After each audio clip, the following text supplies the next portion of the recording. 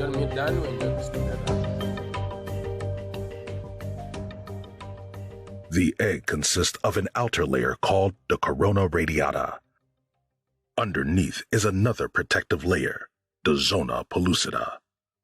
Both layers must be penetrated by the sperm cell in order to reach the cell nucleus that contains 23 different chromosomes.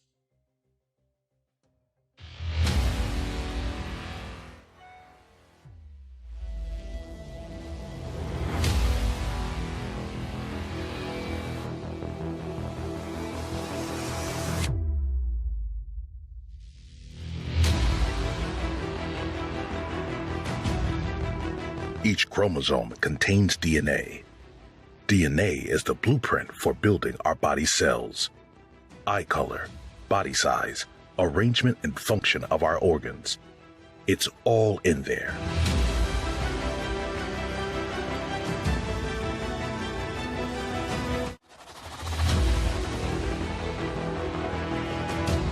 If two identical chromosomes occur in one cell, we can later speak of trisomy.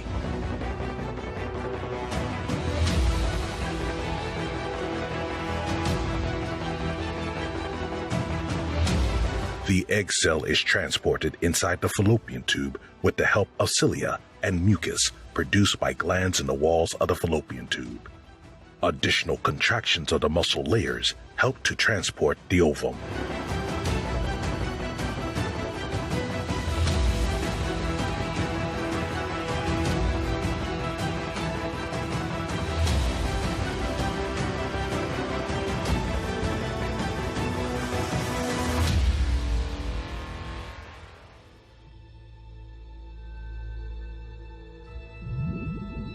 At a speed of about 3 to 4 millimeters per minute, something else makes its way from the other side of the fallopian tube.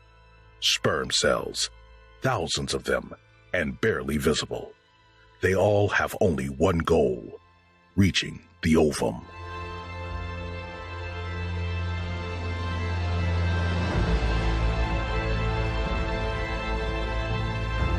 A sperm cell's nucleus contains the male's genetic information. Through messenger substances emitted by the egg cell, the remaining sperm cells find their way to the ovum.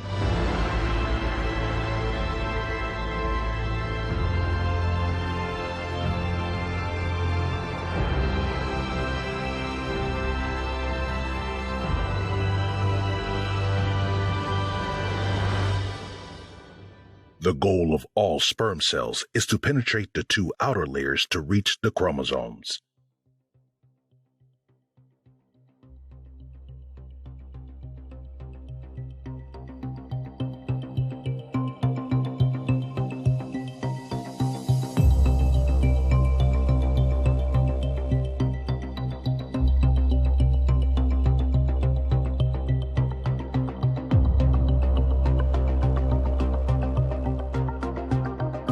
The sperm cell penetrates corona radiata and zona pellucida, resulting in the degradation of the acrosome cap. Upon entering the cytoplasm, fertilization occurs, resulting in activation. Activation causes, among other things, a structural change of the zona pellucida so that no further sperm can penetrate. Causes the ovum to complete its second maturation division. In this process, the sister chromatids are pulled into opposite poles, and a female pronucleus and a polar body are formed.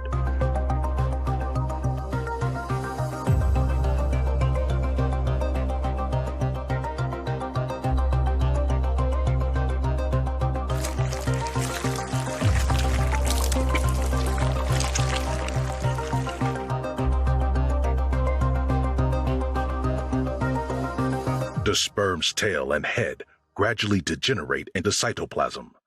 The condensed sperm nucleus rapidly increases enormously in size, and the chromatin decondenses. Thus, a male pronucleus is formed with 23 unreplicated chromosomes that possess the genetic information of the father. As the two pronuclei approach, both double their DNA, resulting in replicated chromosomes.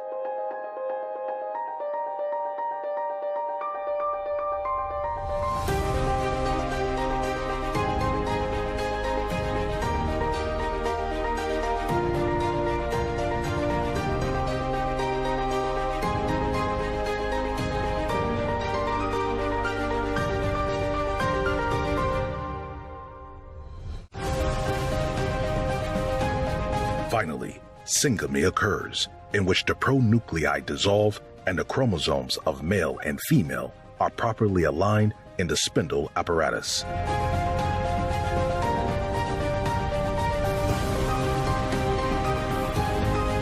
Now, the cell is called a zygote, which is the very first cell of the new human being. The stage of cleavage begins. In this process, the cell continues to divide. 2 cells, then 4, then 8. At a 16-cell to 32-cell stage embryo, we speak of a murula, since the shape resembles a mulberry. The cells are still enclosed by the zona pellucida. Thus, after each cell division, whilst the number of cells increases, the size of each cell diminishes. Finally, the blastocyst is formed. The blastocyst consists of a fluid-filled cavity, the cells of the embryoblast and the trophoblast. The embryoblast is the initial structure of the new human being, whereas the trophoblast is the origin of placenta and membranes. Let's see the individual stages in the fallopian tube. Fertilization occurs at the end of the tube. The first cell division takes place about a day after fertilization.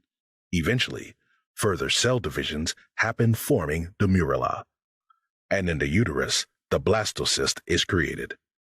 At this stage, the mucous membranes of the uterus or womb has already been prepared for the implantation of the blastocyst. Usually, the blastocyst implants in the posterior wall of the uterus. However, implantation can also occur on the side, as we will see in a moment.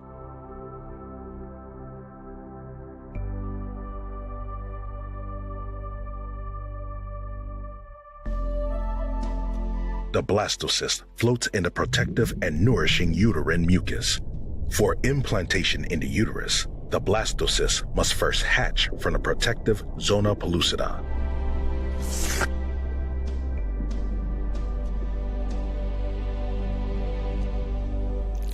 Then the blastocyst burrows further and further into the uterine lining, like a parasite.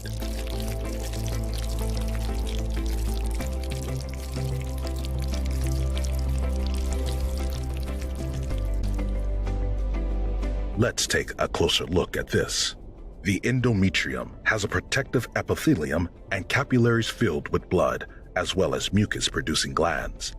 The trophoblast cells fuse with the endometrium, and a syncytial trophoblast is formed that will nourish the embryo. In addition, hypoblast and epiblast arise from the embryoblast. The embryo burrows further into the endometrium, rapidly increasing in cell mass and leaving a wound, which may result in a completely harmless implantation bleeding. Finally, the amniotic cavity is formed. As the process continues, the yolk sac is created, as well as a non-cellular plug that is later sealed by migrating uterine epithelial cells. The trophoblast rapidly increases in size, with the amniotic cavity and yolk sac remaining relatively small. This gives rise to the chorionic cavity and the body stalk.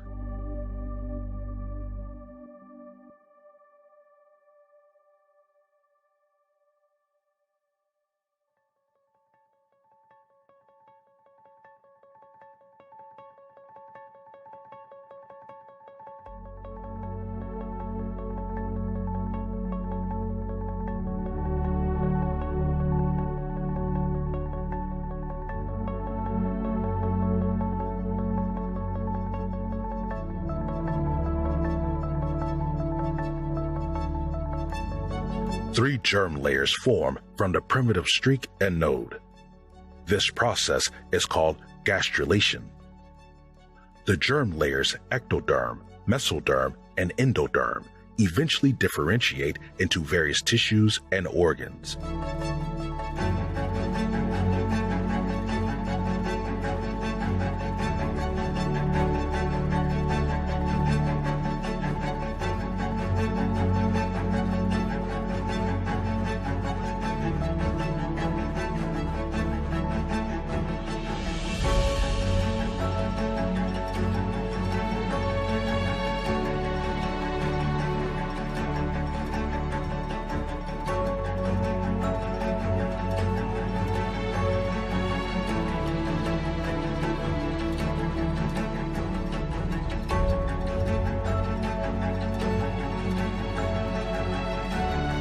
In the course of the third week of development, neurulation occurs.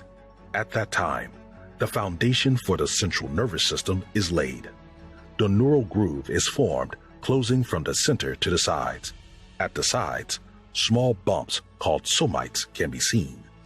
The neural groove becomes the neural tube, which later forms, for example, spinal cord and brain.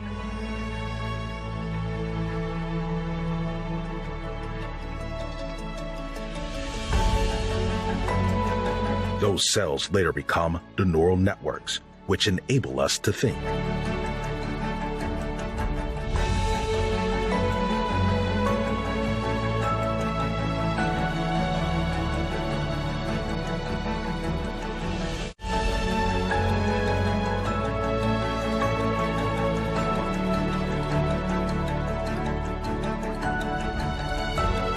In the fourth week of development, this process is almost complete.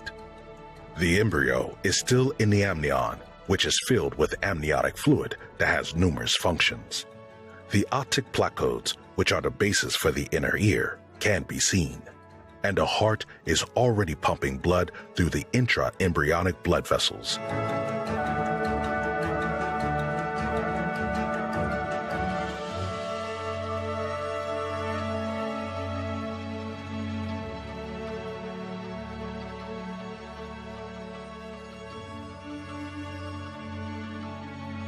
The yolk sac and the body stalk continue to nourish the embryo.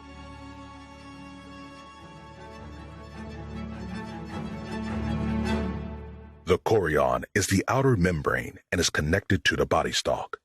The chorionic villi are surrounded by maternal blood. This allows them to carry nutrients to the embryo and nourish it. We'll see more on this later.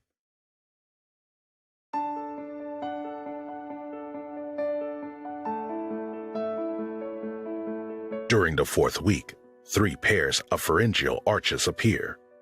In addition, the upper limb buds are visible first, followed by the lower limb buds. The embryo is now curved in a C shape. The caudal eminence is tail-like in shape. The somites, which give rise to the cells forming the skeletal muscles and components of the skin, among other things, can still be identified. The embryo continues to grow rapidly, measuring approximately 4 to 5 millimeters by the end of the fourth week. The lens placodes and olfactory pits are formed. The later arms and hands, as well as legs and feet, can be already well identified. The hands will develop from paddles to separate fingers by the 8th week.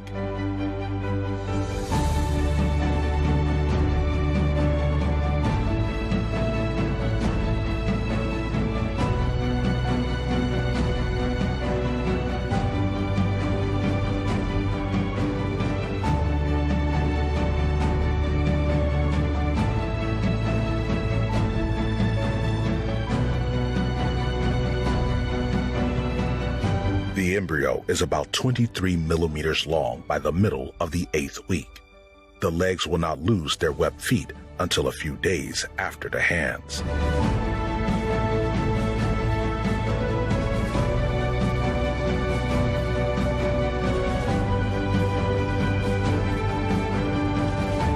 Embryogenesis turns into fetogenesis in the 9th week, and in the 3rd month, that is, from the 12th week on, the fetus already has a human-like appearance.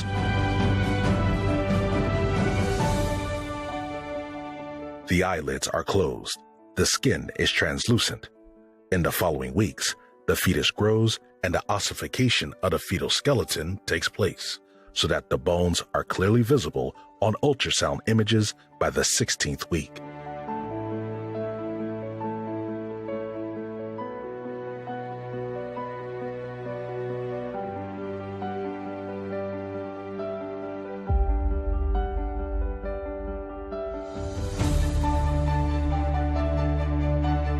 In addition, the body is completely covered with downy lanugo hairs, which help, among other things, to keep the vernix secreted by dedicated cells on the skin.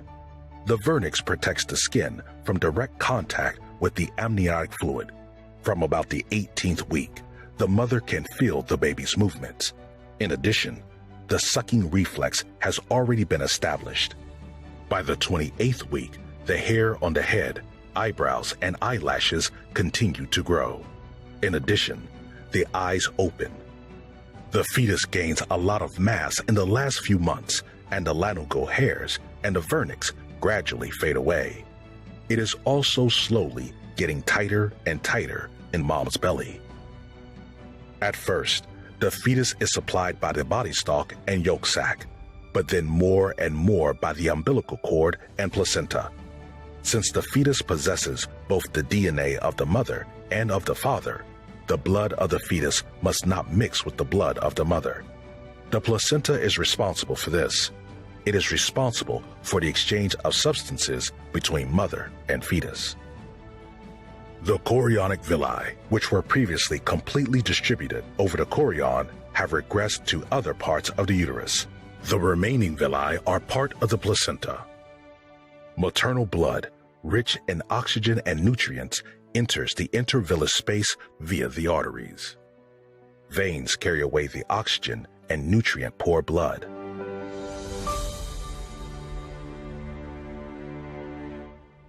The chorionic villi extract oxygen and necessary nutrients from the mother's blood. Nutrients include carbohydrates, amino acids, fats, vitamins, and iron. Oxygen and nutrients are then transported to the fetus via the veins with the help of the umbilical cord. However, waste products also reach the villi via the arteries. This allows the fetus to release its waste products, such as carbon dioxide and urea, into the maternal blood. The mother's organism then takes over the excretion of these substances. After about 38 weeks, the fetus is fully developed. It measures 50 centimeters and weighs around 3,000 grams. The birth takes place now or in the next 2 to 4 weeks.